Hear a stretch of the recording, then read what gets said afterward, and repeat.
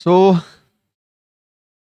we'll start second sample paper, and this is for basic. Standard वाले भी देख सकते हैं ताकि उनका भी वैसे क्या हो जाए, स्ट्रांग हो जाए। ये लास्ट ईयर जो एग्जाम में आया था पेपर, वो पेपर है, ठीक है। सीबीएसई के अंदर जो लास्ट ईयर एग्जाम में आया था, it is not a sample paper, it is previous year paper. ये एक प्रीवियस ईयर पेपर है जो लास्ट ईयर एग्जाम में पूछा गया था। तो आप देखोगे, आप अपना आप में थोड़ा सा कॉन्फिडेंस आपका अप होगा कि हाँ भाई, ऐसा पेपर आएगा तो हम भी कुछ करने लायक तो है, एकदम बेकार में अभी नहीं है। कई बार बोलते हैं ना कि ये कुछ नहीं हो पाएगा, कुछ नहीं हो पाएगा, कुछ नहीं हो पाएगा। फिर पेपर देखोगे, पेपर बहुत आसान आता है, हार्ड नहीं आता है। तो आप भी बहुत कुछ उसमें कर सकते हो। जिन्होंने उम्मीद छोड़ रखी है वो भी वापस से ट्राई कर सकते हैं कि हाँ, हम अच्छा स्कोर कर सकते हैं, आराम से 70-80% स्कोर क्या कर सकते हैं, हो सकता है। और जिन्होंने उम्मीद कर रखी है कि 70-80, तो वो 100 भी जा सकते हैं, क्योंकि क्वेश्चन का लेवल बहुत ईजी आता है। इसमें भी देखो, टोटल अपने पास जैसे स्टैंडर्ड के अंदर 38 क्वेश्चन थे, तो इसमें भी 38 ही क्वेश्चन है। 5 सेक्शन है, ABCDE। 1 to 18 MCQ same type है। 21 to 25 2 मार्क्स का क्वेश्चन है। 26 से 31 3 मार्क्स का क्वेश्चन है। 32 से 35 5 मार्क्स का क्वेश्चन है। 36 से 38 ये आपका क्वेश्चन जो है क्या है, 4 मार्क्स की कैश स्टडी बेस्ड है। किसका है? कैश स्टडी बेस्ड क्वेश्चन है। कैश स्टडी में चॉइस नहीं मिलेगी, आपको क्वेश्चन ही करने पड़ेंगे। और पाई की वैल्यू आपको कितनी लेनी है यहाँ पे?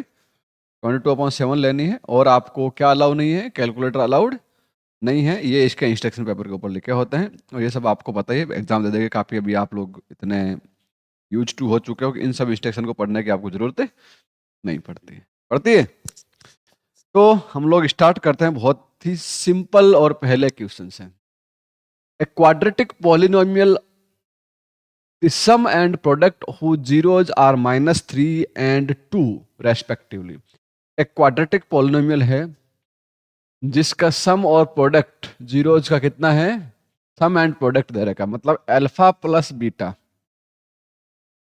Plus beta equal to -3, alpha into beta equal to 2। Find that quadratic polynomial, आपको वो क्वाड्रेटिक पॉलिनोमियल फाइंड करना है।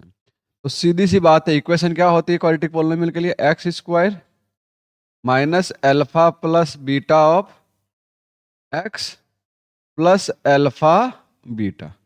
तो क्या बन जाएगा? X square minus -3 of x plus 2। तो ये क्या बन गया? X square plus 3x plus 2। क्या ये बहुत हार्ड क्वेश्चन है? कौन सा ऑप्शन होगा? कर लोगे ना ऐसा क्वेश्चन? कोई दिक्कत नहीं आएगी? लग रहा है ना, कॉन्फिडेंस बिल्टअप हो रहा है कि जो पढ़ा उसी में से आएगा। ठीक है, नेक्स्ट क्वेश्चन देखते हैं। नेक्स्ट क्वेश्चन क्या कह रहा है, ध्यान से देखिएगा। HCF and LCM of the number 70 and 40। देखो, दोनों का LCM और HCF फाइंड करना है, प्रोडक्ट फाइंड करना है। तो प्रोडक्ट फाइंड करने के लिए सोचना ही नहीं है। Product of LCM into HCF, LCM into HCF equal to number 1 into number, लिखा रखा है ना कि product of LCM and HCF equal to product of the two number. तो LCM और HCM का प्रोडक्ट कितना होगा? 70 इंटू 40। आंसर कितना आएगा? 2800। 280 मत करना, यही मात खाते हो, सुधर जाओ। जल्दीबाजी में गलत मत करना। कंसेप्ट आपको पता होते हुए आप क्या करते हो? गलतियां करते हो नहीं करते हो? अगला question. If the radius of a semi circle protector is 7 centimeter, then its perimeter is. Protector डी यूज करते हो, उसकी रेडियस कितनी है? 7 सेंटीमीटर है। तो ये आपकी डी ऐसे बनी होती है ना, सेमी सर्कुलर, ऐसे बनी होती नहीं होती है? अरे जो डी यूज करते हो ऐसा ही होता है। इसकी रेडियस कितनी है? 7 सेंटीमीटर। कितनी है? 7 सेंटीमीटर। क्या फाइंड करना है? पेरीमीटर फाइंड करना है। क्या फाइंड करना है? कैसे फाइंड करोगे? तो पेरीमीटर 2 पाई आर होता है, पूरे सर्कल का कितना होगा? Pi into R. Pi into R कितना होगा? 22/7 इंटू 7। कितना आएगा आंसर? क्या 22 ही आंसर है? है। पेरीमीटर का मतलब ये वाला भी ऐड करना पड़ेगा। 7 + 7 ये कितना ऐड होगा बेटा इसमें? 14। तो टोटल पेरीमीटर कितना बनेगा? आंसर कितना आएगा? 36 सेंटीमीटर। समझ में आई बात? वरना गलत करते हैं ना इसको आप सब लोग 22 ही करते। जिसने 22 किया उसका क्या है ये? जिसने 36 किया उसका क्या होगा? सही। समझ में आ गई बात? क्यों हुआ 36? क्योंकि ऊपर की बाउंड्री प्लस ये नीचे वाला पेरीमीटर पूछा इसने, केवल ये नहीं पूछा कि what is the circumference part. क्या पूछा इसने? पेरीमीटर। समझ में आ गया? अगला क्वेश्चन। The number is 5 - 3√5 + √5। हमारे पास दे रखा 5 - 3√5 + √5। जब इसको सोल्व करोगे तो ये दोनों में क्या आएगा? 5 - 2√5। √5 क्या है? इरेशनल है। तो आपको पता है rational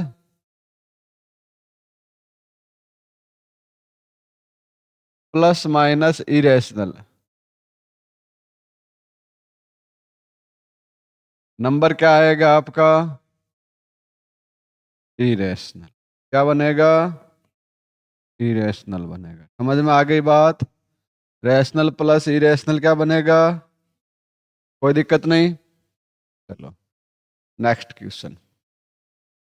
P x equal to x² + 5x + 6 then p of -2। कितना इजी क्वेश्चन है कि नहीं है? P x equal to x² + 5x + 6। यह है एक्चुअल बोर्ड के जो क्वेश्चन होता है ना, अच्छे लेवल का नहीं, ऐसी लेवल का होता है बेटा। आपको डराता है ना प्री बोर्ड वगैरह में टीचर स्कूल में, वो अलग चीज है। वो केवल किसके लिए होता है? आपको अपनी हैसियत में रखने के लिए। पेपर क्या होता है एक्चुअल में? इजी होता है। क्या आएगा आंसर? कितना होगा? कितना होगा?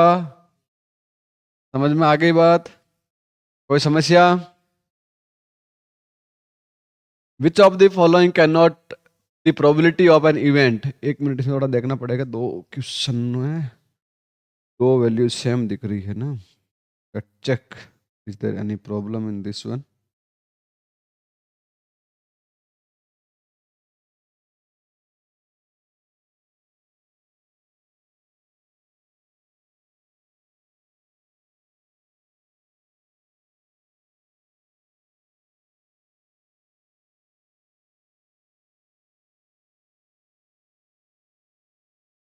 ये वैल्यूज दे रखी है आपको 0.1। ये 5/3 है, not 53। It is 5/3। It is 1/3। Which of the following is not possible? कौन सी पॉसिबल नहीं है? क्यों नहीं है पॉसिबल? 5/3 क्या है? क्यों नहीं है?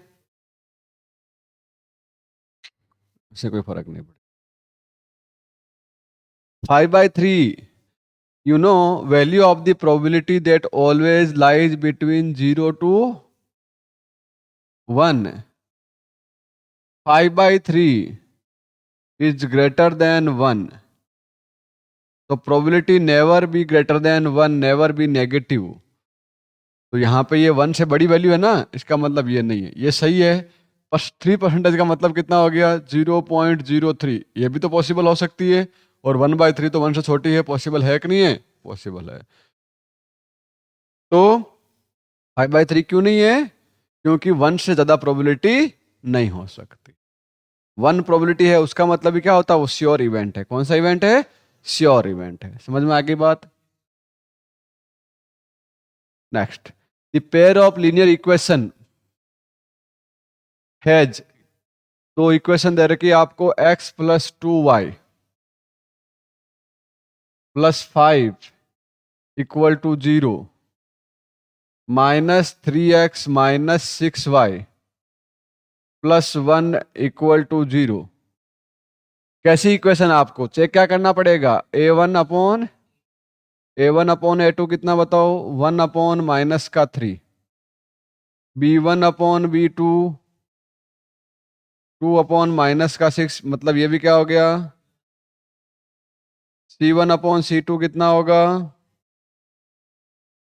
5/1, वैल्यू कितनी आई 5। इसका मतलब यहाँ पे क्या है, A1/A2 equal to P1/P2 not equal to, कौन सी कंडीशन है, नो सॉल्यूशन। क्या है ये, पैरेलल लाइन से, क्या है कि नहीं है, पैरेलल लाइन है। इसका मतलब क्या हुआ, कोई सॉल्यूशन इसका नहीं है, नो सॉल्यूशन, कोई सॉल्यूशन नहीं है। समझ में आ गई बात, या कोई दिक्कत है, पक्का, कोई समस्या नहीं। तो कितने आसान आसान क्वेश्चन देखो, अरे एक एक, एक मिनट के अंदर आराम से क्वेश्चन हो रहा है कि नहीं हो रहा है। नेक्स्ट, ट्राइंगल एबीसी, ये ट्राइंगल लिखा है, triangle ABC and triangle DEF, triangle ABC and triangle DEF and angle A 47 angle E 83 then C is equal to, ये क्वेश्चन है क्या।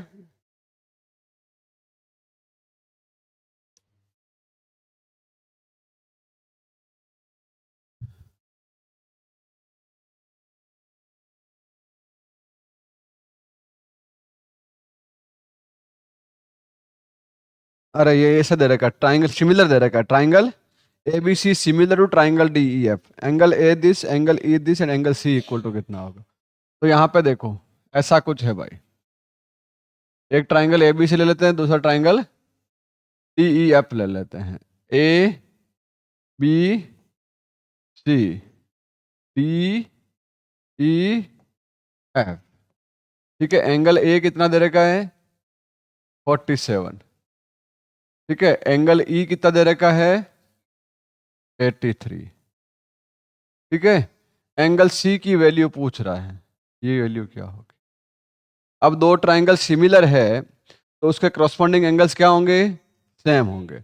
ये 47, ये भी कितना होगा 47, ये 83, ये भी कितना होगा 80।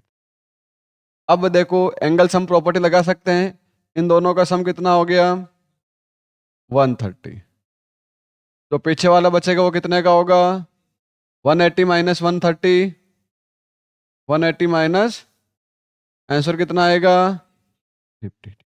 तो इसमें ध्यान रखना, अच्छा क्वेश्चन नहीं है, एग्जाम में नहीं बनता लोगों से। क्यों नहीं बनता है, क्योंकि वो सोचते हैं कुछ दे ही नहीं रखा, क्या करें, इधर का दिख रहा है उधर का दिख रहा है, ये बाकी सब कहाँ इक्वेशन बनाने के बैठेंगे। इक्वेशन नहीं बनानी है, ध्यान रखना है सिमिलरिटी का कंसेप्ट। सिमिलर ट्राइंगल में क्या होता है, क्रॉसपॉन्डिंग एंगल्स इक्वल होते हैं, क्रॉसपॉन्डिंग एंगल्स।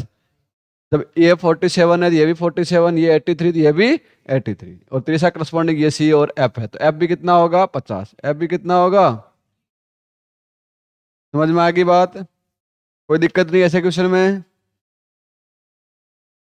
अगला, A pair of linear equation x minus Y equal to 1 x plus K Y equal to 5 has unique solution x equal to 2 and y equal to 1 then value of k is, देखो ये दो value दे रखी है, unique solution कहाँ पे है, x equal to 2 पे और y इक्वल टू 1 पे।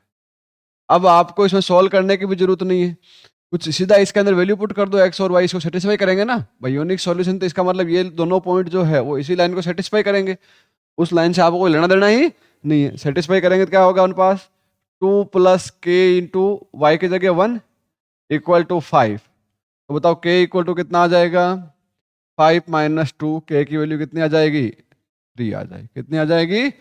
अब आप जरूरी थोड़ी है कि ऐसी इक्वेशन को सोल्व करो, सोल्व करने के बाद दिखाओ कि एक्स की वैल्यू आनी चाहिए। भाई जो दो पॉइंट है अगर उसका सॉल्यूशन है तो इस इक्वेशन को क्या करेंगे, वो सेटिस्फाई करेंगे, उस इक्वेशन को सेटिस्फाई करेंगे। समझ में आ गई बात, कोई समस्या नहीं।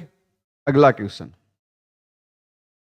The value of 5 sine square 90 minus 2 cos square 0, sine 90 कितना होता है 1, तो 5 स्क्वायर करोगे 1 का भी तो 1 ही होगा, 5 इंटू 1 माइनस 2 इंटू 0, कॉस 0 कितना होता है 1 होता है, तो क्या आया 5 माइनस 2, आंसर कितना आएगा। देखो ट्रिग्नोमेट्री का भी इतना आसान सा क्वेश्चन है नहीं है। नेक्स्ट, अब वो भी सोच रही मैं बेसिक लेते ठीक रहता है। The length of arc of a circle of radius 14 centimetre which subtend an angle of 60 degree at the centre of the angle is. Arc length पूछिए। You know what is the formula for arc length?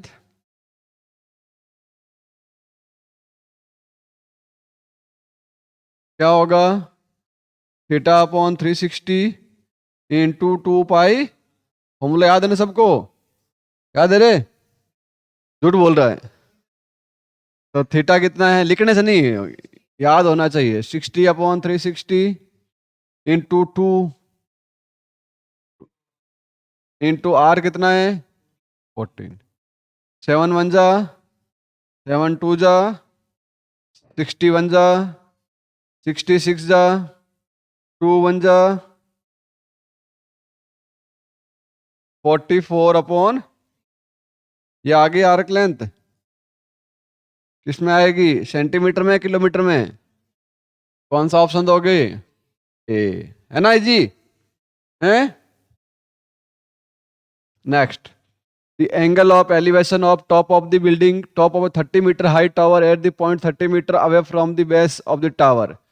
अरे ये तो बड़ा आसान। ये देखो, ये 30 metre height है, क्या है, और 30 मीटर दूर है।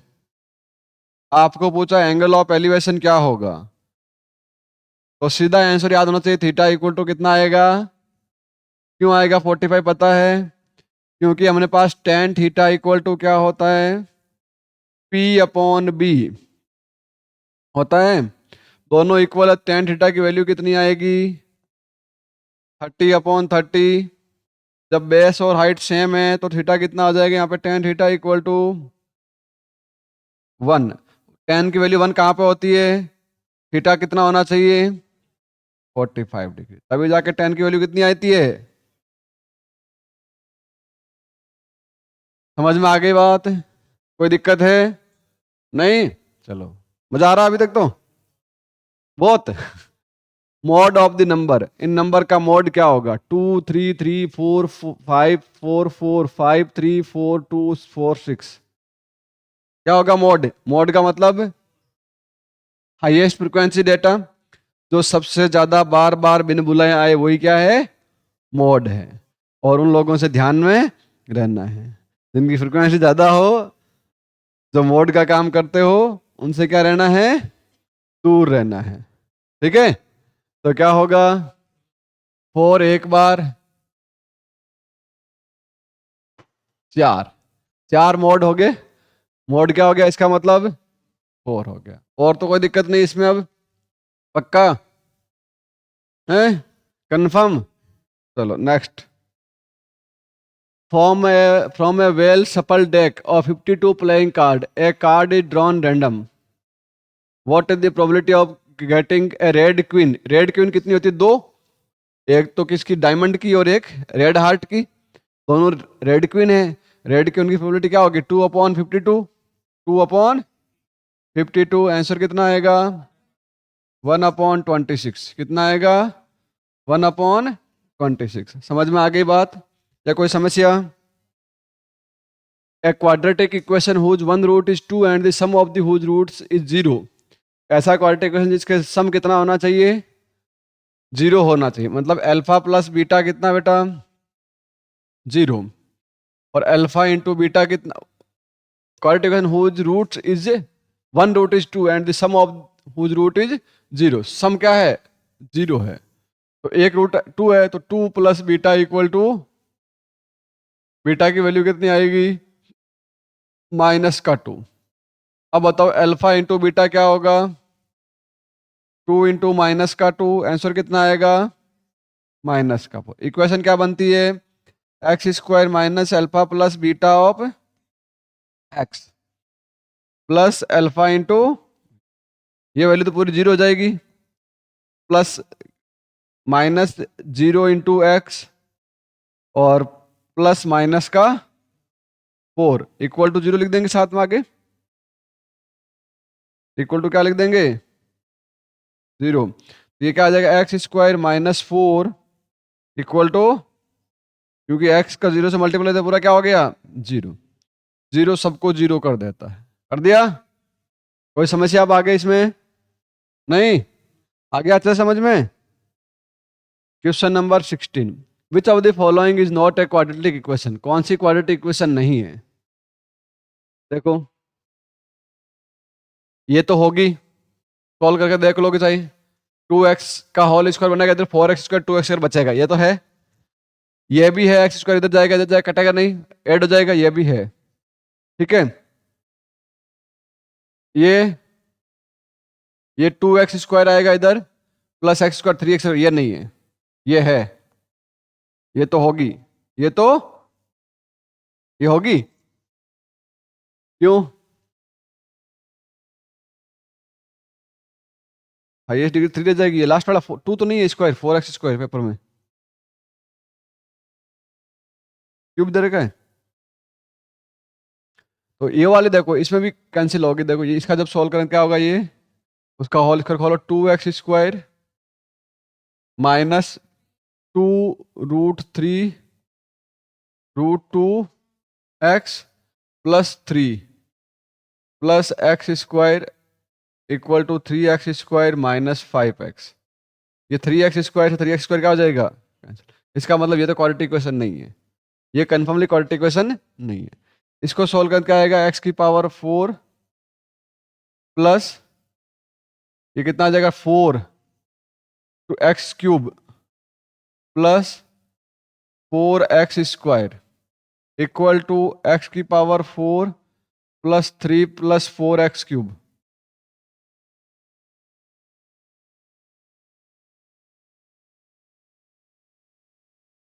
ये इससे क्या हो गया, ये इससे क्या हो गया, तो क्या बचा 4x।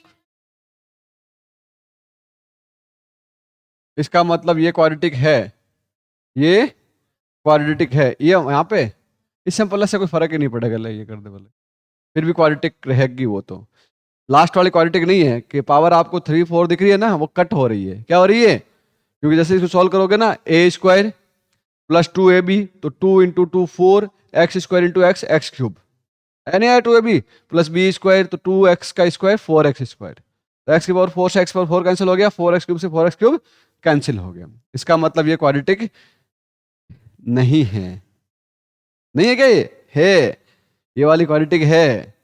ये गलत किया तूने, तो कितने एमसीक्यू गलत किए तूने पता है? 2, 16 में से 2 गलती, और सोच रही है 100 नंबर की, ऐसा आएंगे 100 है? और पूछा भी नहीं मेरे से वापिस, कॉन्फिडेंस देखो 100% लेवल है इसका है। अभी तो पता नहीं और कितनी गलतियां की होगी फिर तो। How many tangent can be drawn to be a circle from a point on it?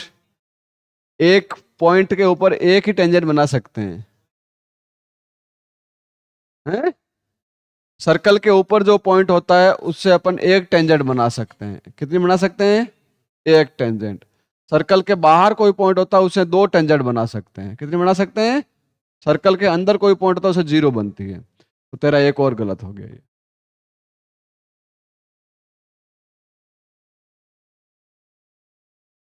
Next, the length of the tangent from an external point A to the circle of radius 3 centimeter is 4 centimeter. ठीक है, the distance of the A from the centre of the circle कितनी होगी? क्या पूछा है?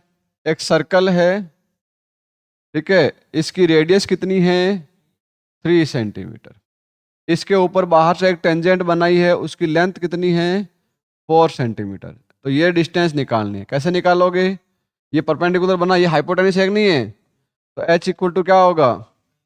h equal to root of H square equal to P square plus B square, तो 3 का square plus 4 का स्क्वायर।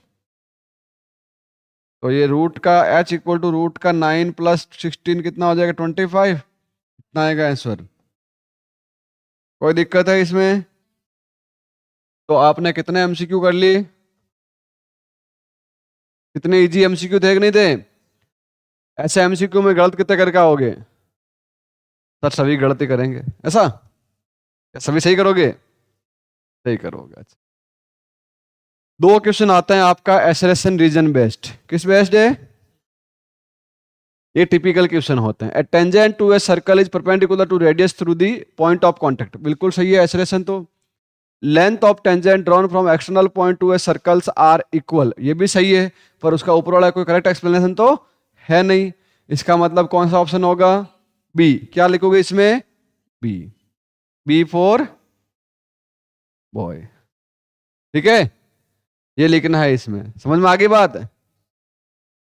अगला क्या दे रखा है? One root of the quadratic equation 4x² - 10x plus k - 4 = 0 is reciprocal of the other, the value of k is 8।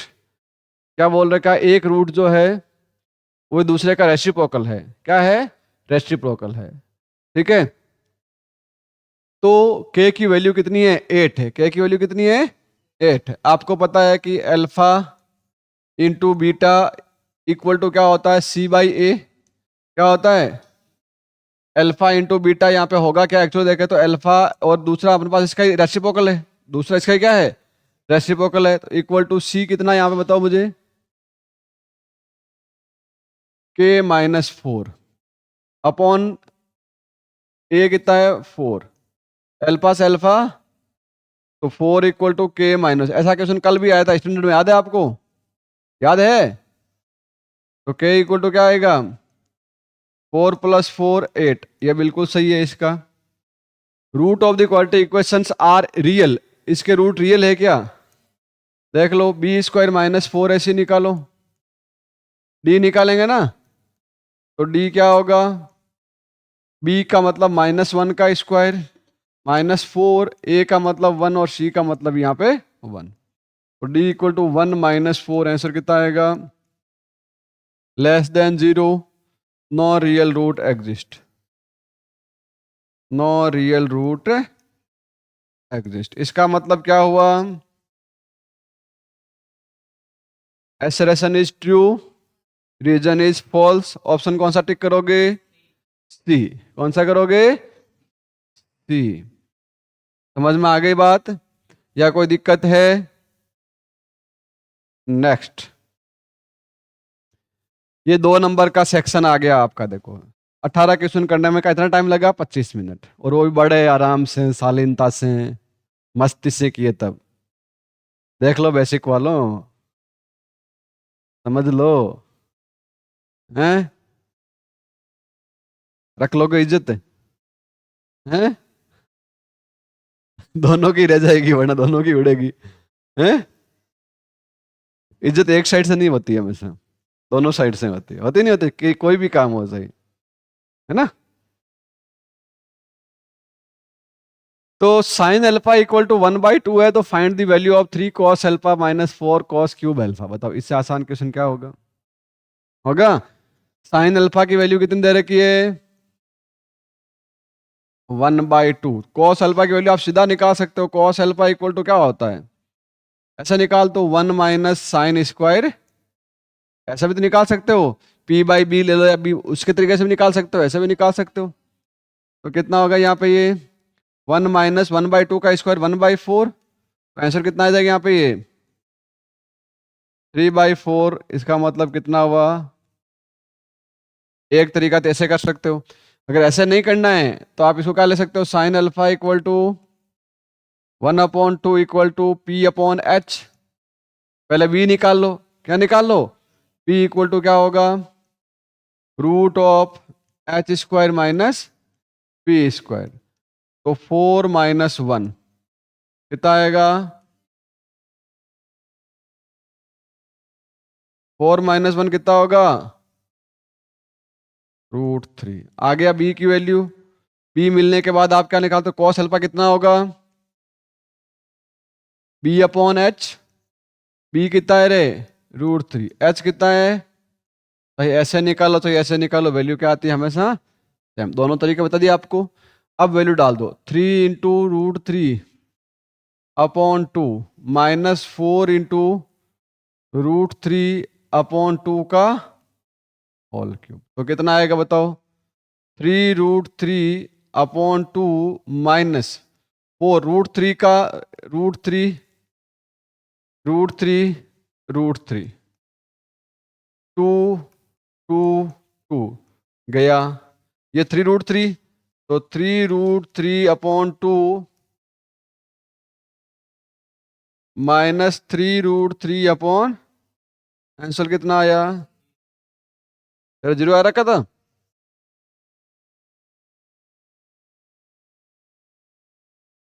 तो अभी तो आंसर गलत आया ना तेरा, सही है या जीरो है? हाँ, वो अल्फा भी लेके कर सकते हो। अगर एक तीसरा तरीका ये हो गया कि एंगल ले लो, साइन अल्फा इक्वल टू 1/2, इसका मतलब अल्फा कितना होगा 30 डिग्री, तो भी सही होगा। 1000 तरीके हैं क्वेश्चन को करने के, जैसे आपकी मर्जी वैसे करो। Next, find the coordinate of the point which divide the join -1, 7 and 4, -3 in the ratio of 2:3। तो आपको सिंपल क्वेश्चन है ये, तो दो पॉइंट दे रखे हैं, कौन सा, ए और बी। क्या नाम है इस पहले पॉइंट का, -1, 7। दूसरा पॉइंट क्या है, इसको एक पॉइंट लेना है, मान लीजिए P, x, y coordinate find करना है, जो इसको किस रेशियो डिवाइड कर रहा है 2:3 में। तो क्या लेंगे हम लोग पता है, ये m मान लेते हैं, ये n ले लेते हैं। तो section formula x equal to क्या होता है, mx2 plus nx1 upon m plus n। तो x इक्वल टू कितना आएगा, m कितना है 2, x2 कितना यहाँ पे 4, n कितना है 3, ये कितना है अपॉन 2 प्लस ऊपर कितना बन गया x इक्वल टू, ऊपर 8 - 3 5 अपॉन 5। आंसर कितना आएगा 1। x कोऑर्डिनेट कितना आ गया, y कोऑर्डिनेट कैसे निकालोगे, my2 plus ny1 upon m plus n। तो y इक्वल टू कितना आएगा, कितना आएगा y इक्वल टू, ये 2 इंटू माइनस का 3 प्लस 3 इंटू 7 अपॉन 2 प्लस 3, ये कितना हो गया माइनस का 6 और ये 21, तो -6 प्लस का 21, y इक्वल टू कितना आ जाएगा, -6 प्लस का 21 अपॉन 5, तो कितना आएगा 15/5। 15/5 कितना हो जाएगा 3। समझ में आ गई बात, ये कोई समस्या है नहीं? अगला पार्ट इसका एक और में और दे रखा है, क्या दे रखा है, if the point 2, 3 -5, 6 and 6, 7 and P, 4 are the vertices of the parallelogram of ABCD. Find the value of the P. अब देखो यह है क्या, parallelogram A B C D, 2, 3 -5, 6, 6, 7, P, 4, P, 4। ठीक है, अब इसमें क्या है, ये पैरेललोग्राम वर्टेक्स है, आपको ये P की वैल्यू फाइंड करनी है। तो कैसे करें, देखो ये दो डायगोनल अगर बनाते हैं, क्या बनाते हैं, डायगोनल एक दूसरे क्या करते हैं, बाइसेक्ट करते हैं, क्या करते हैं। तो हमारे पास x कोऑर्डिनेट ये है, यहां से इन दोनों का x कोऑर्डिनेट का मिड पॉइंट निकाल दें। क्या निकाल दें, यहाँ पे x इक्वल टू कितना होगा, इंटरसेक्शन पॉइंट यहाँ पे x1 प्लस x2 अपॉन 2 आता है, तो कितना आ जाएगा यहाँ पे x equal to 6 plus 2 upon 2, तो 8 प्लस 2 कितना आ जाएगा 4। ये इस इन पॉइंट का भी मिड पॉइंट है, p और -5 का भी मिड पॉइंट इतने, तो क्या होगा x equal to p -5 upon 2। x की वैल्यू निकाली कितनी है 4, तो 4 इक्वल टू p -5 अपॉन 2, तो वैल्यू क्या आ जाएगा हमारे पास 8 इक्वल टू p -5। तो p इक्वल टू कितना आएगा रे, आ गया आंसर? कोई दिक्कत है इसमें, कोई दिक्कत नहीं, कर लेता ये। अच्छा, तो करना सारे ही पढ़ेंगे ना अभी, तो समझ में आ गई बात, कोई दिक्कत नहीं, कैसे करना है। Next, find the discriminant of the quadratic equation 3x² - 2x + 1/3 = 0। Hence find the nature of its roots. Discriminant find करना, डी फाइंड करना, क्या फाइंड करना है, डी इक्वल टू क्या होता है, ठीक है, तो b² - 4ac क्या होगा, b कितना यहाँ पे 2 है, हाँ माइनस का 2 -4, a कितना है 3, c कितना है 1/3, ये है, तो कितना आएगा 4 - 4 कितना आया d 0, d equal to 0, two real and same root, two real and same root, two real and same root exist करेंगे, करेंगे नहीं करेंगे बताओ? अरे हाँ या ना? Two real and same root, हो गया, कोई दिक्कत नहीं, चलो good. Find the root of the quadratic equation this one, इसके रूट फाइंड करने हैं। रूट फाइंड करने से पहले हमें चेक करना पड़ेगा रूट एग्जिस्ट कर रहे हैं या नहीं कर रहे हैं। तो चेक करने के लिए क्या निकालेंगे? डी निकालेंगे। क्या निकालेंगे? B square minus 4ac। तो डी इक्वल टू कितना होगा? बी कितना है? माइनस का 1, माइनस 4a कितना है? 1, सी कितना है? तो कितना होगा?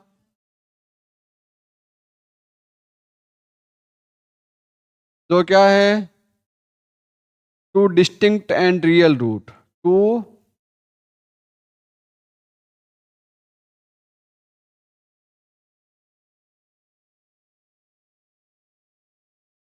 Real root exist,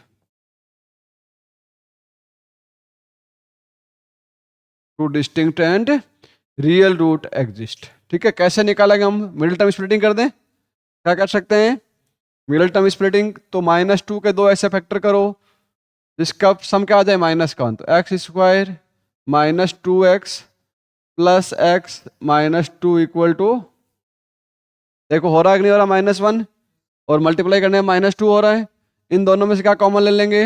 x, x minus 2। इनमें कुछ भी कॉमन नहीं तो 1 लेंगे, x minus equal to x minus 2 पूरे में से कॉमन लेंगे तो क्या बचेगा? x प्लस 1 इक्वल टू, तो रूट्स क्या हो गए इसके? x माइनस 2 इक्वल टू 0 लिख दो, तो x इक्वल टू 2, इसको हम लोग अल्फा ले सकते हो।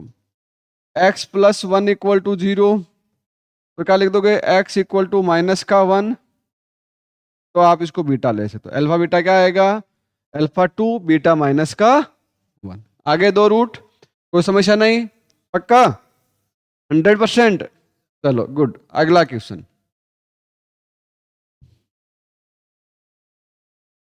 इन the adjoining figure PT is the tangent to point T, tangent कहाँ है? T पे, to the circle with the centre O, if TPO is 30 degree, what is the value of x? क्या होगा? ये 30 है, देखो इन ट्राइंगल, सुनो रे, इन ट्राइंगल PTO बताओ, angle T plus angle O plus angle P equal to कितना होगा? क्या होगा? Angle sum property, angle sum property. तो यहां से T कितना है? O फाइंड करना है, P कितना है? Equal to 180। तो एंगल O कितना आ जाएगा? 180 माइनस 180 माइनस 120, आंसर कितना आएगा? 60। आ गया। अब हमारे पास 8.O, 8.O, x plus 60 equal to 180, किस कारण से हैं? LPA, linear pair angle. तो x इक्वल टू कितना आ जाएगा? समझ में आ गई बात? कोई दिक्कत है? लीनियर पेयर एक तरीका ये हो गया। दूसरा, ये एक ट्राइंगल बन रहा है, ट्राइंगल के दो इंटरनल एंगल का सम तीसरे एक्सटर्नल के इक्वल होता है। तो सीधा भी आप लिख सकते थे कि दो internal angle T plus P equal to X, angle T plus angle P equal to, कैसे लिखते? Sum of two interior angle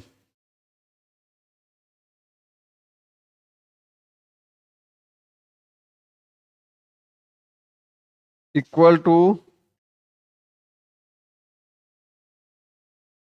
third exterior, third. समझ में आ गई बात अच्छे से? कोई समस्या नहीं? पक्का? Question number 25, In the adjoining figure, A and B and C point OP PQ respectively such that AB parallel to PQ. ठीक बात है, AB parallel to PQ. ठीक है, AC parallel to PR so that BC parallel to QR.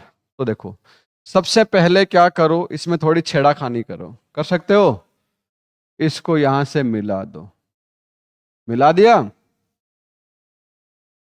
नीचे तक मिला देंगे, कहां तक मिला देंगे? से मिला दें। अब हमारे पास क्या होगा, जब नीचे तक मिलाएंगे तो हम लेंगे इन ट्राइंगल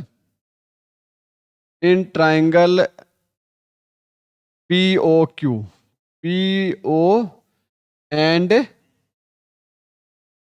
AOB, AOB क्या है हमारे पास? इसमें AQ पैरेलल टू क्या है?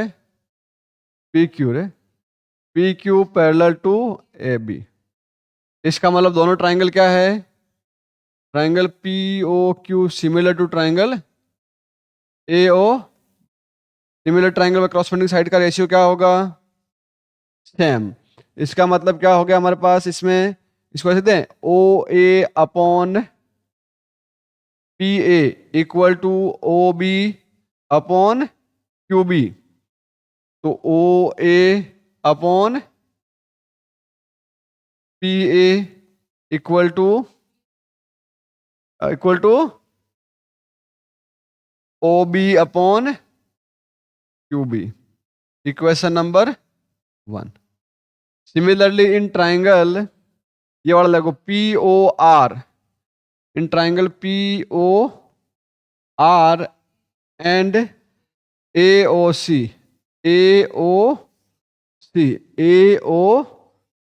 और ये बड़ा पूरा POR, इन दोनों में क्या होगा? यहां पे क्या है? AC parallel to PR। इसका मतलब क्या हुआ? ट्राइंगल POR AOC, इसका मतलब क्या हो गया? तो OA upon PA equal to OC upon RC, equation number 2। दोनों कंपेयर कर लो from equation 1 and 2।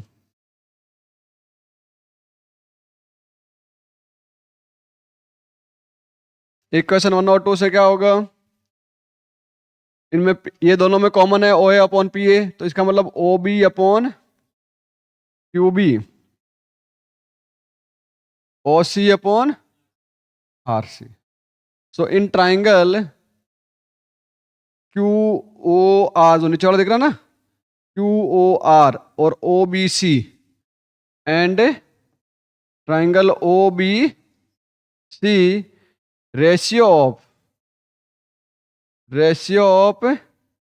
corresponding side,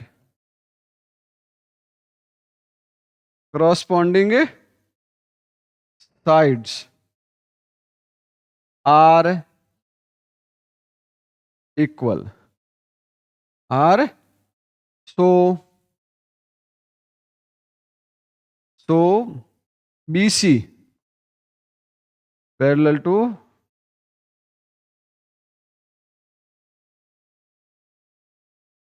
समझ में आई बात? ये बुक का ही क्वेश्चन है आपका, थोड़ा सा चेंज होगा उसमें, बाकी सिमिलर है। Next, find the zeros of the quadratic polynomial and verify relationship the zeros and coefficient. कितना आसान क्वेश्चन है बताओ। जो आपकी एक्सरसाइज है ना, सेम ऐसे ही जीरोज फाइंड करना और वेरीफाई करना है। सबसे पहले जीरोज फाइंड करो, क्या होगा इसका? X square plus 6x plus 8। तो हमें अल्फा प्लस बीटा तो क्या होता है, डायरेक्टली देखें तो माइनस का b/a, तो माइनस का 6 अपॉन 1, माइनस का 6। अल्फा इंटू बीटा कितना होता है? c/a, c/a का मतलब क्या हो गया? 8 अपॉन 1, 8। ये तो इसमें हो गया। अब डायरेक्टली निकाल के भी देखेंगे, ठीक है? तो x square plus 6x plus 8 equal to 0। बताओ, मिडिल टर्म स्प्लिटिंग कर सकते हैं? कैसे करेंगे? X square plus 4x plus 8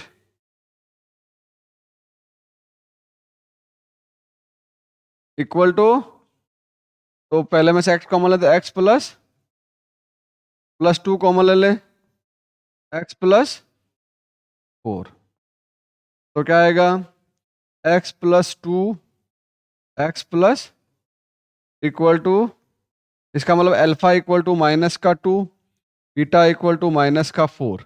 हो गया नहीं हो गया? तो अल्फा प्लस बीटा निकालो, कितना आएगा -2 -4। आंसर कितना आ गया?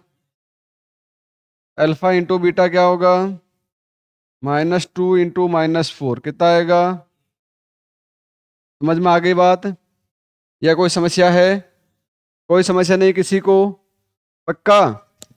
चलो अगला क्वेश्चन, रेडी रहे? रेडी हो?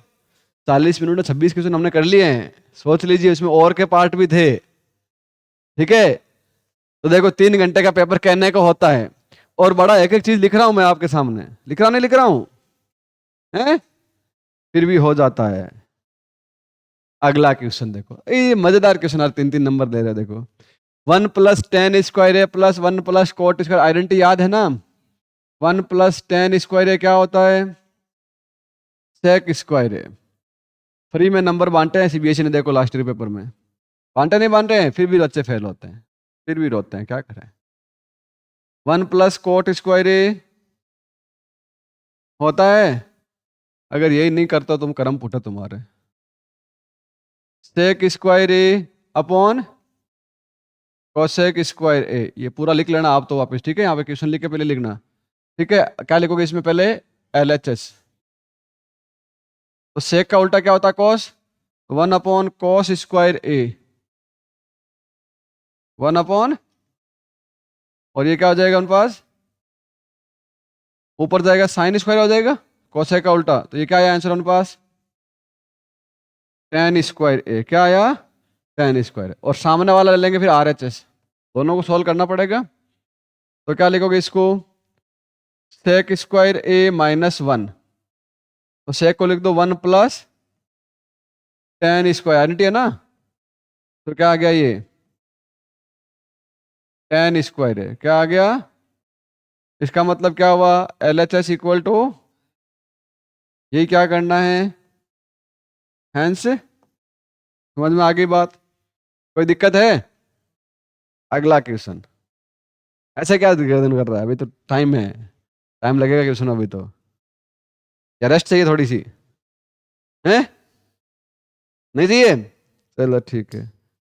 हैं? क्या है?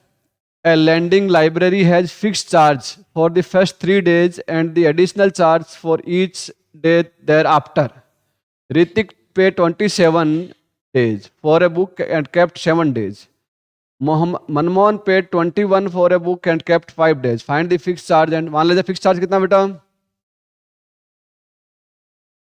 Fixed charge X, per day charge कितना मान लेते हैं? Per day charge Y। तो 7 डे में रखा ना, पहले किसी बात करते हैं? ऋतिक की। तो x प्लस, देखो for each day thereafter, उसके बाद 3 दिन तक का तो इतना ही चार्ज लगेगा, उसके बाद के बाद में लगेगा। तो 7 दिन के लिए 27 पे किया ना, तो 3 दिन का तो उसने x पे कर दिया, प्लस बाकी दिन कितने बचे? बाकी 4 दिन बचे, तो 4 दिन के अकॉर्डिंग करेगा 4y इक्वल टू कितना आएगा? 27। दूसरा कौन है 21 पे कर रहा है? कौन है ये? मनमोहन, मनमोहन। तो इसमें क्या होगा? पहले 3 दिन के लिए x पे कर दिया, बाकी 2 दिन के लिए क्या किया उसने? 2 इंटू वाई पे किया। टोटल कितना पे किया? 21। आपको x और y निकालना है, तो क्या कर रहे हैं? एलिमिनेट कर दें। तो इक्वेशन 2 माइनस इक्वेशन क्या होगा? x plus 4y equal to 27 और x plus 2y equal to 21। Minus करें क्या आएगा? 2y equal to 6, y equal to कितना आ जाएगा? 3। तो पर डे का चार्ज कितना है? 3। अब x निकाल सकते हो, किसी एक इक्वेशन रख दें, x plus 4 into 3 equal to, x equal to कितना आएगा 27 माइनस कितना आया 50। तो पर डे का चार्ज, फिक्स चार्ज कितना आपका ₹15, और पर डे का चार्ज कितना ₹। कोई दिक्कत है? अगला क्वेश्चन कर लें। Next, find the value of a and b for which the system of the linear equation as infinite many solution. Infinite many solution कब होगा बेटा? a1 upon a2 equal to b1 upon b2 equal to c1 upon c2। तो पहले equation लिख दो, 3x plus 4y equal to 12,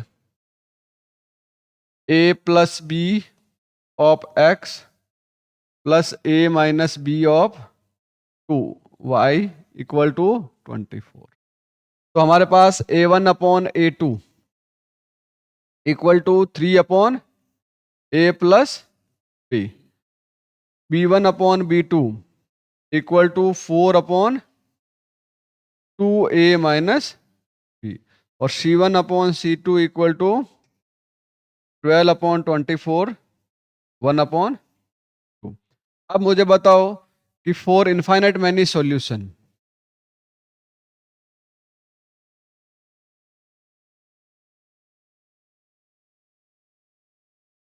infinite many solution a1 upon equal to कोई दिक्कत है? a1 अपॉन a2 कितना आया हमारे पास 3 upon a plus b equal to पहले इन दोनों को ले लेना, फिर इन दोनों को लेना, ताकि दो पेयर बन जाएगी इक्वेशन के। पहले इन दोनों को लेंगे, क्या होगा 2 इंटू 3, ऐसे लिखते 3 upon a plus b equal to 1 upon 2, cross multiply कर लो, क्या हो जाएगा 6 equal to a plus b, equation number. अब इन दोनों को ले लो, तो 4 upon 2a minus b equal to 1 upon 2, ये 2 से 2 क्या हो गया, तो a minus b equal to कितना आ गया 4, इक्वेशन 2, इक्वेशन 1 प्लस इक्वेशन 2 कर दो। क्या होगा करते ही, a प्लस बी और a minus b equal to 6 और इक्वल टू 4, ऐड करेंगे तो 2a हो जाएगा यहाँ पे, 2a equal to 10, a equal to कितना आ जाएगा 5। अब बताओ b कितना होगा, a minus b equal to कितना है, या a plus b equal to 6, तो 5 प्लस बी इक्वल टू 6, तो b की वैल्यू कितनी आ जाएगी 1। आगे बात समझ में? कोई समस्या है ना? इजी क्वेश्चन, ये और में था पहले वाले के, ठीक है।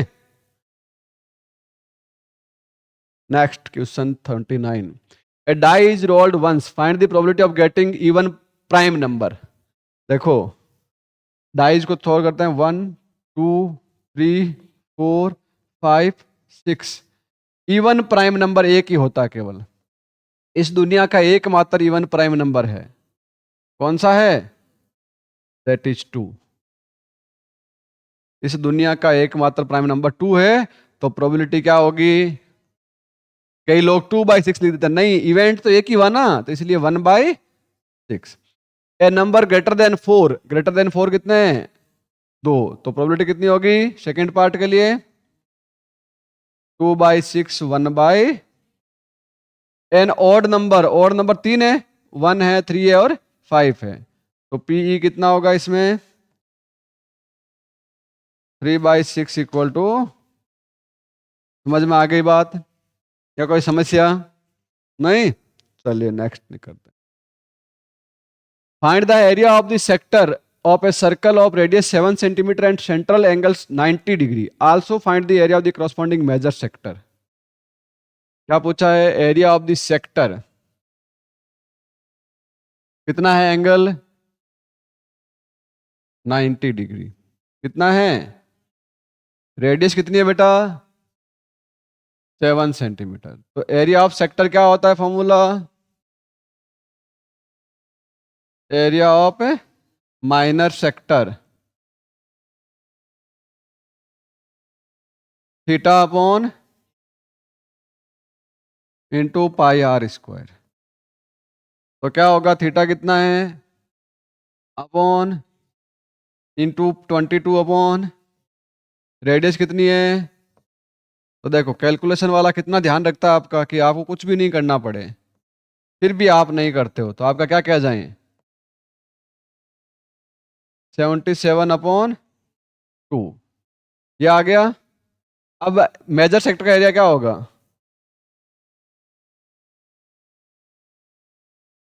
Area of circle minus area of sector कर दें, area of circle minus area of minor sector, area of minor sector. तो कितना होगा, pi are square minus 77 upon pi are square का मतलब 22 upon 7 into 7 upon 7 into 7 minus 77 upon 2। तो 20 ये कितना 154 माइनस 77 अपॉन 2 किसमें आएगा, सेंटीमीटर स्क्वायर। एरिया किसमें आता है, सेंटीमीटर स्क्वायर। कर लोगे आगे, 154 माइनस का पॉइंट में निकालो कितना होगा ये, 38.5 माइनस करो कितना आएगा, 5 आएगा, फिर 5, फिर 115.5 centimetre. This is your answer. समझ में आ गया बात, कोई हार्ड क्वेश्चन है क्या, पक्का, ठीक है, हो जाएगा। लग रहा है ना जिंदगी में हम भी कुछ कर लेंगे मैथ्स में, हैं क्या। Prove that the length of tangent drawn from an external point to a circle are equal.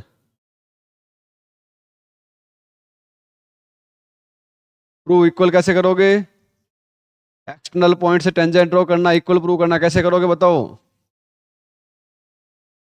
यह है, यह है, यहां से इसको टच कर दो, यहां से इसको टच करो,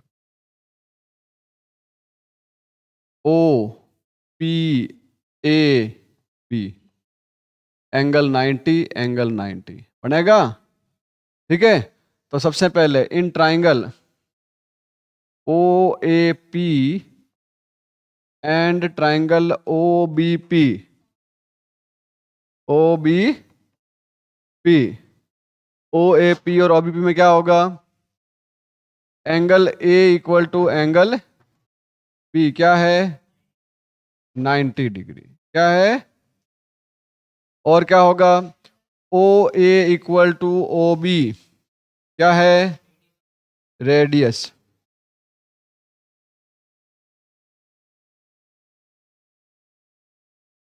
ठीक है। और आपका O P equal to O P क्या है, कॉमन है। तो ये हाइपोटेन्यूस है, तो इसका मतलब by RHS criteria, by right angle hypotenuse side, right angle hypotenuse ये साइड, ये triangle O A P congruent to triangle O B P, so by CPCT, CPCT A P equal to B P, length of the tangent will be equal. What my point, समझ में आ गई कहानी पूरी, कोई दिक्कत नहीं, वेरी गुड। अगला question, two concentric circle with the centre O are of radius 3 centimetre and 5 centimetre, find the length of the chord AB of larger circle which touch the smaller circle at point P. To concentric circle with the center O of radius 3 centimetre and 5 centimetre, ठीक है। ये question भी book का ही है आपका, book में same का same question है। यहां से यहां तक ये 5 सेंटीमीटर है और अंदर वाले की रेडियस कितनी है, 3 है, ठीक है। अब क्या पूछा है, कॉर्ड की लेंथ पूछी। अब आप देखो ये कॉर्ड की लेंथ निकाल सकते हो इन ट्राइंगल ओ ए पी क्या होगा, H square equal to P square plus B square. तो क्या हो जाएगा अपने पास 5 स्क्वायर इक्वल टू, ये पी में एपी ले लें, एपी का स्क्वायर प्लस 3 का स्क्वायर। तो एपी इक्वल टू कितना आ जाएगा, स्क्वायर करना, 25 माइनस 9 तो 16 आएगा। तो एपी की वैल्यू कितनी आ गई, 4 सेंटीमीटर। इसका मतलब ए बी कितना, कोड कितना होगा ए बी,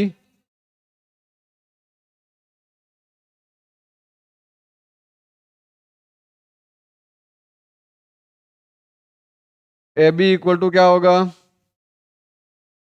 2 AP, तो 2 × 4,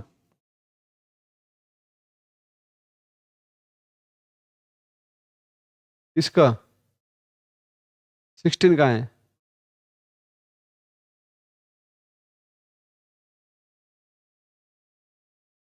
इसे बोलते हैं सस्ता नशा करना है। मुझे लग रहा है कि तुम्हारे घर का और यहाँ बीच में कोई गांजे की सस्ती पुड़ियाँ मिलती है, मिलती है ना, इसी को बोलते हैं बेटा सस्ता नशा करना है।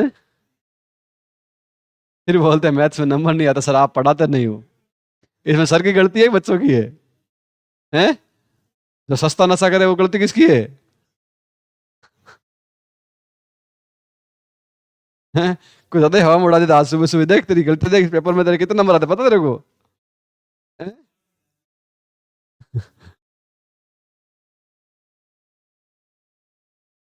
और मैं इतना कॉन्फिडेंस हाई कि मेरे से एक क्वेश्चन नहीं पूछा, अपर लेवल ऑफ कॉन्फिडेंस।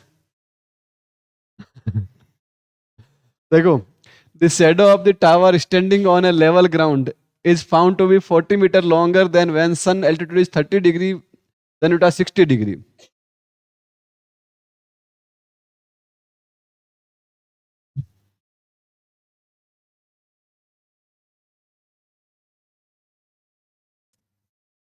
तो अब इस क्वेश्चन को देख लेते हैं हम लोग, क्या है ये क्वेश्चन क्या कह रहा है, देखिए आराम से। Shadow of a tower standing on a level ground is found to be 40 meter long when sun altitude is 30 degree then when it was 60 degree। तो ऐसा है भाई, ये एक बिल्डिंग है कि पीछे से सूरज देवता अपनी शेडो डाल रहे हैं। तो दो टाइम पे शेडो डाली है, एक तो किस पे डाली है 60 डिग्री और एक 30 डिग्री है। दूसरा पार्ट होगा 30 और 60 है ना, तो ये कितना है 60 डिग्री, ये कितना है 30 डिग्री, ठीक है। अब लॉन्गर है कितनी, यहां से यहां तक जो डिस्टेंस है दैट इज 40 मीटर, कितनी है 40 मीटर लॉन्ग, ये है। इसको हम लोग क्या मान लें एक बार के लिए x, इसको क्या मान लें y, a b c और ट्राइंगल बन गया। ट्राइंगल बनने ही क्वेश्चन सोल्व हो जाता है। सबसे पहले देखें इन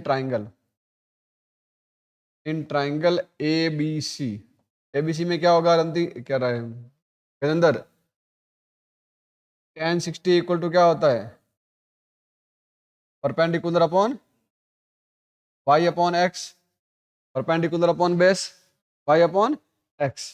60 की वैल्यू कितनी होती है √3 equal to y upon x। तो y इक्वल टू कितना आ जाएगा √3, इक्वेशन नंबर 1। y फाइंड करना ना मैं बाद में। फिर हमारे पास in triangle A B D tan 60 degree equal to perpendicular upon tan 30 degree, 30 degree equal perpendicular Y है। बेस में क्या बनेगा x प्लस 40, x प्लस ये कितना होता है 1/√3 equal to y upon x plus 40। तो ये ऐसे लिख दें √3y equal to x plus 40। y की जगह क्या डाल दें हम लोग √3x, तो √3x equal to x plus 40।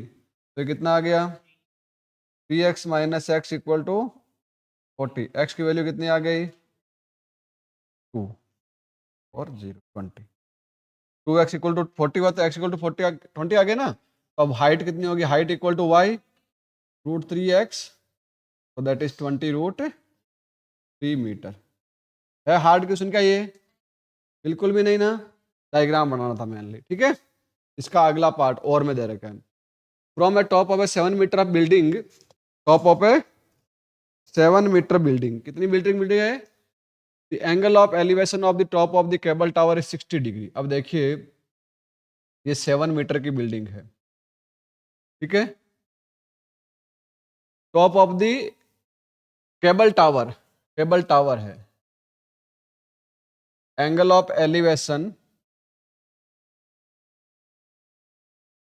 Angle of elevation of the top of the cable tower is 60 degree and the angle of depression of the its foot is 45 degree। कैसे करोगे, ये हाइट टावर की h, question समझो यहाँ पे अच्छे से पढ़ो पहले क्वेश्चन को। क्वेश्चन क्या कह रहा है कि top of a 7 metre high building, top of high building, ये टॉप है, इसके ऊपर से आप देखोगे ना इसके टॉप को यहां से, तो एंगल ऑफ एलिवेशन कितना बन रहा है, 60 डिग्री। कितना बन रहा है, 60 degree. And angle of depression of its foot, इसके नीचे देखोगे आप ऐसे, ये कितना बनेगा, 45 डिग्री, क्योंकि ये 45 बनेगा ना। अब ये हाइट फाइंड करनी है, ये वाली हाइट, तो कैसे फाइंड करोगे, सबसे पहले ये अगर बी है तो ये भी कितना होगा इसका, दोनों के बीच की डिस्टेंस तो ये रहेगी। इस 45 का यूज करके ये ट्राइंगल दे दो, ए बी सी डी और ई, तो इन ट्राइंगल, ये अलग से बी कहाँ से आ गए यहाँ, हाँ बी तो नहीं, ये तो इसको बेस बोल सकते हैं, इसको बेस बोल सकते हैं, या इसको एक्स ले लेते हैं, क्या लेते हैं, एक्स। ये भी क्या होगा, triangle A B C, tan 45 equal to perpendicular upon base, perpendicular कितना है 7, बेस कितना है x, तो x tan 45 होता है 1 इक्वल टू 7 अपॉन x, तो x इक्वल टू कितना आ जाएगा, इस 7 का यूज करके हम लोग ये वाली हाइट फाइंड कर सकते हैं ED। तो इन ट्राइंगल ADE, ADE में क्या होगा बताओ, tan 60 degree equal to perpendicular upon ED upon 7 ले ले, x हमने निकाल देना, बेस जो बनेगा ये कितना होता है √3 इक्वल टू ED अपॉन 7, तो ED इक्वल टू कितना आ गया 7√3। अब मुझे बताओ हाइट ऑफ टावर क्या होगी, हाइट ऑफ टावर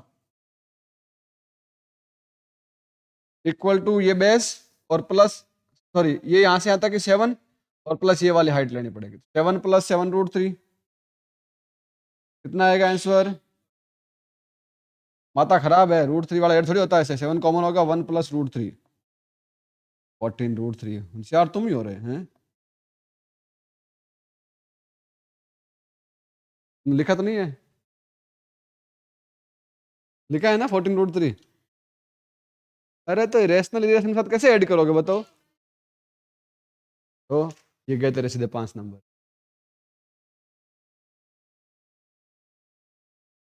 तो मेरे से पूछा भी नहीं इसने एक भी, ठीक है।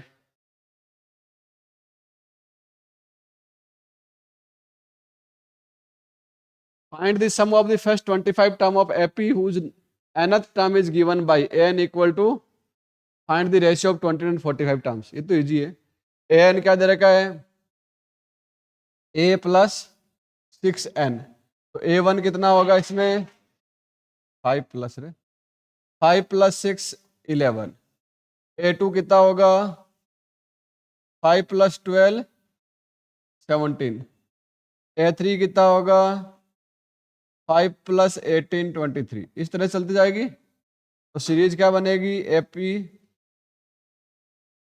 ऐसे बनेगी 11 17 23। सबसे पहले डी निकालो, डी इक्वल टू क्या होगा a2 - a1, तो कितना आया 17 माइनस कितना आया 6। समझ में आ गई बात। अब क्या पूछा है, nth टर्म दे रखी है 20 टर्म का रेशियो, तो a20 इक्वल टू क्या होगा A plus N minus one into D, ये होता फॉर्मूला एन का। तो A20 इक्वल टू ए कितना है 11 प्लस एन, तो 19 इंटू डी कितना है 6। तो कितना हुआ ये 11 इंटू, सॉरी यार 11 प्लस 114, सम करो कितना आएगा, आ गया। A45 इक्वल टू क्या होगा 11 A प्लस 44 इंटू 6। तो कितना होगा, इसमें से पूरे में से 11 कॉमन ले लो, 1 प्लस 4 इंटू 6 कितना आएगा 11 इंटू 25।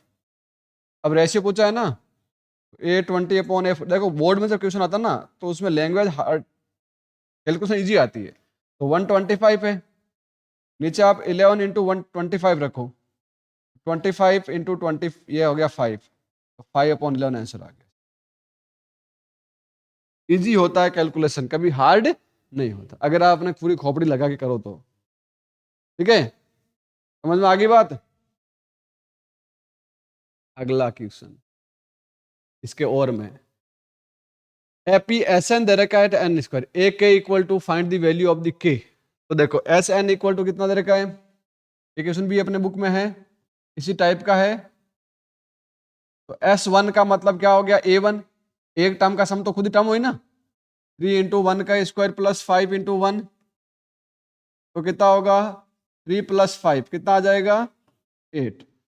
S2 इक्वल टू क्या होता है A1 plus A2 equal to 3 into 2 का स्क्वायर प्लस 5 इंटू 2, तो कितना आएगा 3 इंटू 4 प्लस 10, तो कितना होगा 12 प्लस 10 कितना आएगा 22।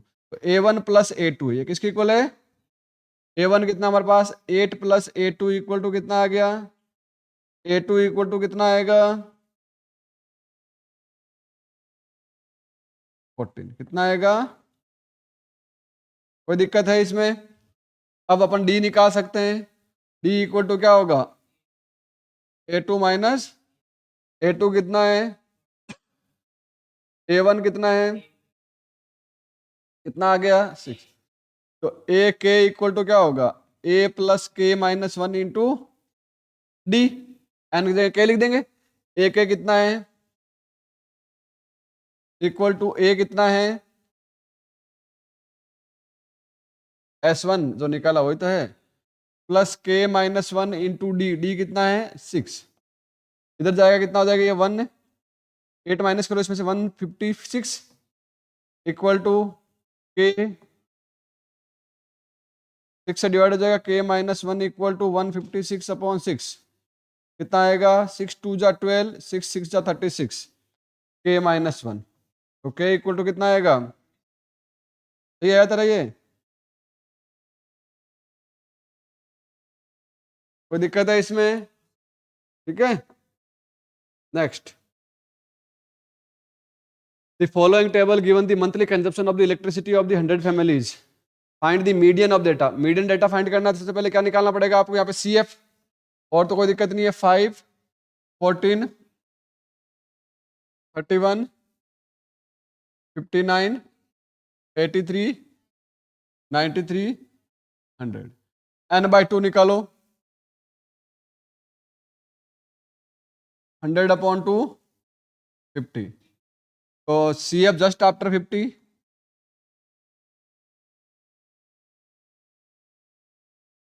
दैट इज 59, इसके ऊपर गोला मार दो पूरा। मीडियन क्लास, मीडियन क्लास कौन सी है 162 170, 162, L कितना हो जाएगा इसमें 160, इसकी फ्रीक्वेंसी कितनी है ऐप 28, और इसके पहले C निकालना पड़ेगा, वो कितना होगा इसके पहले की CF 31, फिर फॉर्मूला डाल देंगे H कितना है इसका, H कितना है 10, हाइट मीडियन क्लास की। तो फॉर्मूला क्या होगा, median equal to L plus n/2 minus C/F into H। L कितना है 160 प्लस n/2 कितना है 50 माइनस सी 31 अपॉन एफ इंटू एच कितना आएगा?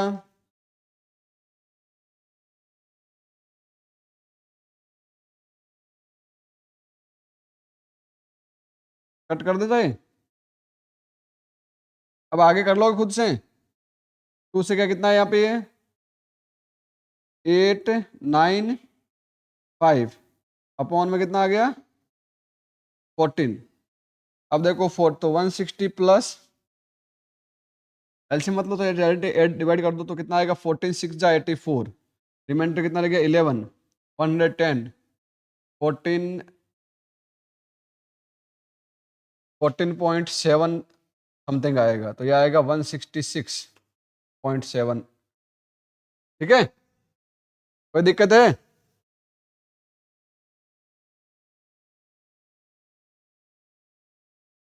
तो नहीं आएगा।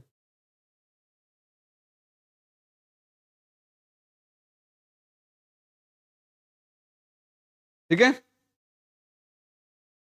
अगला question.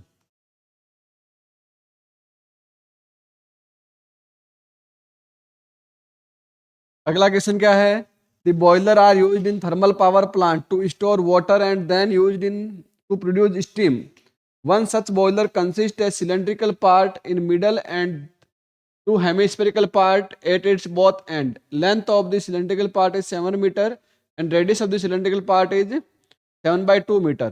Find the total surface area and volume of the boiler. Also find the ratio of volume of cylindrical part to the volume of the hemispherical part. क्या होगा? सीधा है ये तो, देखो कोई दिक्कत नहीं है। सबसे पहले टोटल सरफेस एरिया पूछा है। टोटल सरफेस एरिया क्या हो जाएगा? T S A equal to 2 into C S of hemisphere. Hemisphere plus C S A of cylinder. तो क्या होगा? 2 इंटू 2 पाई r² होता है इसका प्लस 2 पाई r। रेडियस तो पूरी सेम ही है तो कितना होगा? 2 इंटू रेडियस कितनी है? 3.5 मत लीजिए यहाँ पे, 7/2 लो, इजी होगा कैलकुलेशन, वरना तुम्हारी वोट लगेगी फालतू में। पॉइंट ऑफ वैल्यू जितनी हो उतना अवॉइड करो। पॉइंट वैल्यू क्या करो? अवॉइड करो। 2 इंटू 22 अपॉन आर कितना है? एच कितना है? 7 से 7 कैंसिल, 2 से 2 कैंसिल, यहाँ पे 7 से 7 कैंसिल, 2 से 2 कैंसिल। देखो कैलकुलेशन कितनी इजी बन रही नहीं बन रही है? अगर यही पॉइंट ले तुम्हारी लगती नहीं लगती बताओ?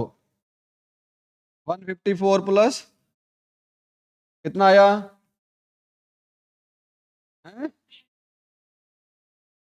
Centimetre square. ये क्या आ गया? इसका टोटल सरफेस एरिया आ गया। ठीक है, मीटर है क्या सब? तो मीटर स्क्वायर हो जाएगा। क्या आ जाएगा? Metre square. ठीक है, फिर क्या पूछा? Also find the ratio of the volume. तो volume of cylinder to one hemispherical part, तो volume of cylinder upon volume of hemisphere. तो क्या होगा इसका? πr² upon 2/3 πr³। अब पहले सोल्व मत कीजिए, सीधा देखो पाई से पाई, r² से एक r बचा, तो क्या बचेगा हमारे पास? 3 ऊपर जाएगा, 3/2 h/r। तो 3/2 h कितना है? 7। r कितना है? 7/2। ये 2 से ये 2 क्या हो गया? कैंसिल। ये 7 7 7 क्या हो गया? कैंसिल। क्या बचा? 3/1। तो क्या आएगा? हो गया 5 नंबर पूरे। ठीक है, समझ में आ गई बात? या कोई समस्या है? कोई नहीं? चलो next, section E. Use of mobile screen for a long make you eyesight weak and give you headache. Children favourite game that is PUBG. PUBG खेल के माँ को मारेगा, बाप को मारेगा, भाई को मारेगा, सबको चाकू लगाएगा, है ना? इसलिए गवर्नमेंट ने क्या बोला? इसको बैन कर दो। अमित जैसे लोग सस्ता नशा करना भी उसी सिखाते हैं, गांजा मार के चलते रहो। ठीक है, तो पर वो नहीं करना है, गलत बात है। तो इसलिए गवर्नमेंट ने क्या बोला इसके ऊपर,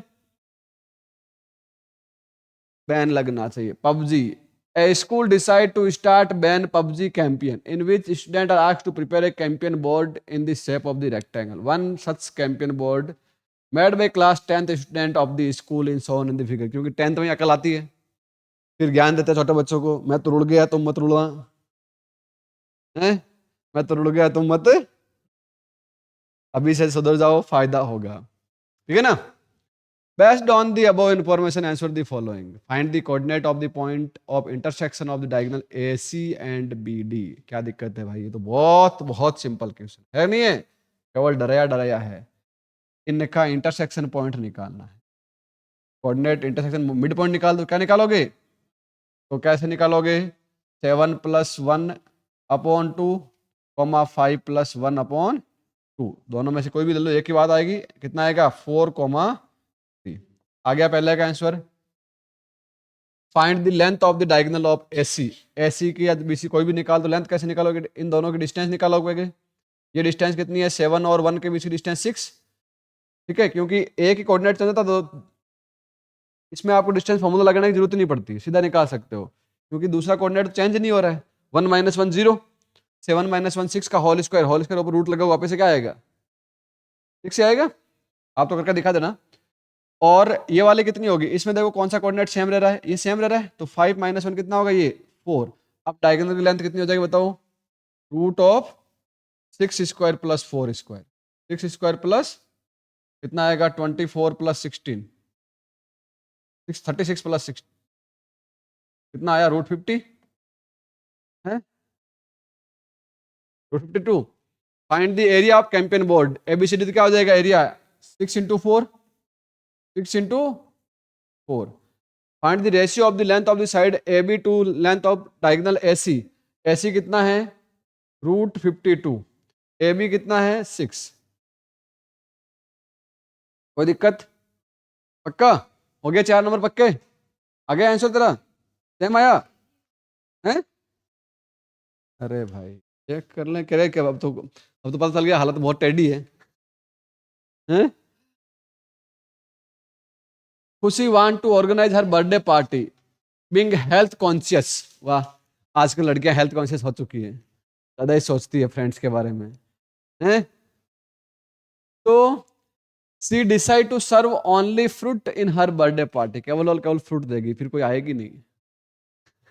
प्रॉब्लम होती है अभी, केवल और केवल फल खाने आएगी, कोई नहीं आएगी। ठीक है, she bought 36 apple, 60 banana and decide to distribute fruit equally all them, उनको सबको इक्वली देना है। कितने एप्पल है, 36 और 60 इक्वली देगी, तो इसका मतलब इनके क्या लेना पड़ेगा हमें, HCF। ठीक है, based on the above information answer the following, how many guest Khushi can invite the most, most कितने इनवाइट कर सकती है, तो इनके HCF के इक्वल, ताकि उसको इक्वली दे सकती है ना, इन दोनों का HCF कितना आएगा, HCF 12 आ जाएगा। मोस्ट कॉमन नंबर HCF निकालने नहीं आता क्या, कितना होगा HCF इसका, अरे भाई ऐसा निकाल, अब तो निकाल लोगे, 12 से कट कर दें, 3,5, आगे कोई नंबर कॉमन है क्या, नहीं है ना, तो HCF कितना है 12, तो कितने लोगों को बुला सकती है मैक्सिमम, 12 लोगों को बुला सकते हैं, that is equal to HCF। ताकि सबको क्या दे देगी, 3-3 तो दे देगी एप्पल, 5-5 दे देगी, खाओ मस्त रहो घर जाओ। ठीक है, फिर वो उसके मुंह पे मार के वापस भाग जाएगी, रखते रहे ये केले और सेव, ये तो घर पे ही बहुत पड़े हैं, खिलाना है तो कुछ और, बर्थडे पार्टी में कौन केले खिलाता है, पर यहाँ आपको आंसर देना है, वरना नंबर कट जाएगा। हाउ मैनी एप्पल बनाना 3, तो ये कितना हो गया 3, if Khushi decide to add 42 mango, how many guest Khushi can invite at the most, 42 mango add कर दिए उसने, 42 मैंगो ऐड कर दी। तो अब इसमें देखो 36, 60 और 42, अब इनका HCF निकालना पड़ेगा, इनका HCF कितना आएगा, इनका HCF आएगा 6, HCF कितना आएगा 6। अब वो कितने गेस्ट को बुला सकती है, 6 को, कितने को बुला सकती है 6। If the cost of 1 dozen banana is 60, 1 apple is 15 and cost of 1 mango is 20. Find total amount spent on 60 banana, 36 apple and 42 mango. ये तो सीधा है. 1 डजन बनाना, यहाँ ध्यान देना, एक केला नहीं है, एक डजन में 12 केला की कॉस्ट है 60 रुपए. एक केले की कॉस्ट कितनी होगी? 5 रुपए. कितनी होगी? तो अब कितना पूछा? 60 बनाना. 60 बनाना मतलब 60 इंटू 5, 36 इंटू 15 प्लस 42 इंटू 20. निकाल लोगे? कोई दिक्कत नहीं? पक्का? चलो, last and final question of this paper. बड़ा आसान सा क्वेश्चन है. Observe the figure given below carefully and answer the question. Name the figure where in two figures are similar. ऐसे दो फिगर बताओ जो सिमिलर है. Angle angle same, angle angle same, दोनों फिगर क्या है? सिमिलर है. दोनों फिगर क्या है? Similar. All square are similar. Square है ना? सिमिलर. ये क्या है? 2 2 4.5 4.5, ये भी सिमिलर है. तीनों फिगर क्या है? सिमिलर है. तो अच्छा, ये स्क्वायर रेक्टेंगल है, ये सिमिलर नहीं है. This is not similar to this one. तो figure A and figure C are similar. Figure A and figure C are. Name the figure where is in figure are congruent. ये figure congruent भी है, ये congruent नहीं है. Congruent नहीं है, केवल फिगर सी है. फिगर सी केवल क्या है? कॉन्ग्रुएंट है. Prove the congruent triangle are also similar but not converse. ये प्रूव करना है कि कॉन्ग्रुएंट ट्राइंगल क्या होते हैं? सिमिलर होते हैं, पर सिमिलर ट्राइंगल कॉन्ग्रुएंट नहीं होते. तो कोई भी एग्जांपल ले लीजिए, आप प्रूव कर सकते हो ना. जैसे ये दो ट्राइंगल लिया आपने, ये दोनों क्या है? कॉन्ग्रुएंट है और दोनों सिमिलर भी है. अब यहीं पर अगर इसकी साइड आप 4 9 और 6 ले लेते हैं तो फिर ये कॉन्ग्रुएंट नहीं होते, पर क्या होते? सिमिलर होते. सिमिलर तो समझ में आई बात. ये वाला देखो, ये दोनों फिगर क्या है? सिमिलर है पर कॉन्ग्रुएंट नहीं है. ठीक है. Who is more, what more is least needed for 2 similar triangles to be congruent. What more is least needed for 2 similar triangle. क्या होगा? लिस्ट नीडेड, 2 एंगल सेम होना चाहिए. Least needed requirement, 2 angle of the triangle must be same. 2 angle of the triangle must be same. So that is all about your paper, and this paper required to solve with explanation only 1 hour 27 minutes. Yeah, 1 hour 27 minutes मैंने पूरा paper solve कर दिया है. In exam you will get 3 hour 15 minutes. तुमसे इतना ही नहीं होगा तो अपने आप को थोड़ा सुधारिए. पेपर इजी आता है, हार्ड नहीं आता है. कंसेप्ट क्लियर कीजिए दिमाग के अंदर, चीज़ों को लेके बैठिए, इसको सॉल्व कीजिए. सेम चीज़ को आप पे से. अभी आपको पेपर दूंगा, यू हैव टू